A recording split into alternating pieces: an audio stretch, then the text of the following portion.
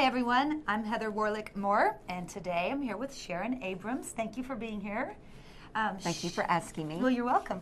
Now, today we're going to talk about a syndrome or disease, and it's called Sjogren's syndrome. It's one that probably not many of you have heard about, but 1 in 100 people could suffer from this disease, and Sharon, you're one of those 1 in 100. Yes, I am. So, first of all, I'm going to let you tell me kind of about your symptoms and what you go through with this, but you found out years and years ago, back in the 90s, that you had lupus, which is an autoimmune disorder, and shortly thereafter you found out that you also have Sjogren's. And we're not going to talk much about lupus today, but the Sjogren's is what I'm really interested in. What were the symptoms that you had? Extremely dry mouth and dry eyes, and very fatigued. Mm-hmm. And you had those for a long time. Yes, I did. You have itchy skin too. Okay. And so you went from doctor to specialist, and everybody either, I mean, you told me you had some pretty bad responses. Yes, because there's not very many doctors that are very knowledgeable about Sjogren's. Right. And a lot of them think that it's just kind of like in your head, you know. Like you would make up. Like you're making it up. Yeah. And but I finally did find a real good group of doctors. Okay. And you got officially diagnosed with this, I think you said in 94? And I started having symptoms in 93, and I was diagnosed in 97. Okay, so you had symptoms for years. It was kind of the whole mystery diagnosis thing. It was a mystery diagnosis. Right. Well, how was it? Were you relieved when you found out what it was? Yes, very relieved. It's like when you don't really know what's going on with your body, but once you find out, then it just makes things so much easier, because then you can get the correct medication, you know. Yeah. You must have been somewhat relieved also just to know that it's something that you can manage, and it's not fatal. Right. Yeah. So so it turns out Sjogren's is a disorder with the moisture-producing glands in your body, and so causes dry mouth, dry eyes, you said itchy skin, extreme fatigue, but it can also hit your organs like your kidneys or your lungs. Or your stomach or your pancreas or... So it can be, in your case, you're pretty lucky. Well, it has attacked my lungs and my stomach. Oh, so you're not so lucky on that. But I do great. I do. And so you control it with things like eye drops. You drink a lot of water. A lot of water. Okay, and get a lot of rest, probably. A lot of rest. But what I think is really interesting is now in the state of Oklahoma, I mean, you've kind of become the voice of Sjogren's.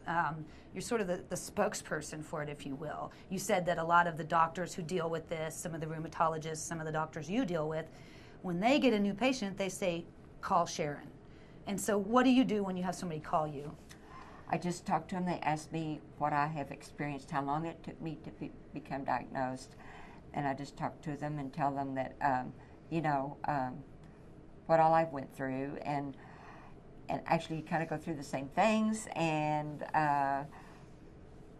then they'll ask me who would I refer them to that would be a good ophthalmologist, a good rheumatologist, a good ENT doctor, and then they will tell me, do I know a good dermatologist?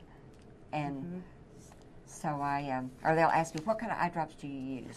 What kind of toothpaste do you use? So just getting kind of all your advice. Right. Yeah. The Oklahoma Medical Research Foundation has a clinic now devoted to Sjogren's, and there they study all the different aspects of it. They're also doing a study of how many people in Oklahoma have it. They have a registry where they're forming a database. 480 people so far on that list. That is wonderful. I am so glad, because eventually we are going to have a cure for this. Right now we don't. Right. But the more people they have in that study, they can get a little closer to a cure. Yes. And then the last thing I want to talk about is you do a seminar. You do it twice a year. Spring and fall. And the next one's coming up June 6th. You're having it at the Edmond Medical Center. And so it's a day long. Well, it lasts until a little after 2:30. But so it's basically a whole day of information, education. Why do you feel like it's important? Why do you do this? It's just very important to to get the word out there, and the more awareness you can promote, because there's just so many people that just don't have any idea what you're talking about. I mean, they'll just look right over your head, you know, like when you say Sjogren syndrome, they'll say, what's that? Right. You can hand them a book, and they set the book over here. They don't even look at it. So it's very important to, you know, educate people. Get some awareness. Because the people that come, they find out that there's other people just like them. Yeah.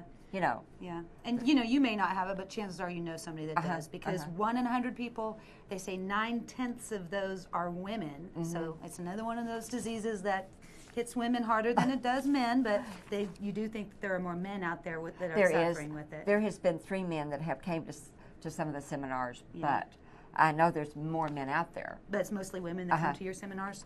Well, if you have Sjogren's, or you know someone that does, or you just want to attend the seminar to learn a little bit more about it, Sharon would love for you to do that. It's only $25 to attend the seminar, so you can call Sharon at 650-3503 and talk to her about attending the seminar. So, Sharon, we would love to have you. You're doing great work, and you must be really proud, you know, to be out there kind of representing people and helping out. So, thank you so much for being here today. Thank you. Thank you for asking me. You're welcome. Thanks for watching.